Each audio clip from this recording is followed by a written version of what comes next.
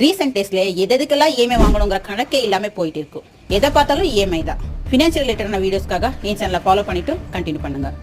இப்பெல்லாம் EMI start from 999, EMI start from 4999, இந்த மாதிரி அந்த பொருளோட ரேட்டை போடாம இஎம்ஐ ஸ்டார்ட் ஃப்ரம் அப்படின்னு தான் போடுறாங்க.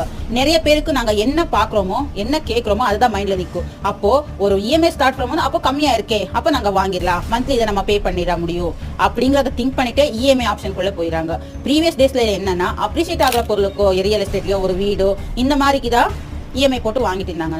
ஆனா இப்போ டிப்ரிஷியேட் ஆகிற எல்லாத்துக்குமே எலக்ட்ரானிக் கேட்ஜெட்ஸ், போன்ஸ், வீட்டுக்கு தேவையான பொருள், ஈவன் காஸ்மெட்டிக்ஸ் கூட நிறைய பேர் வந்து இஎம்ஐல தான் வாங்கிட்டு இருந்தாங்க.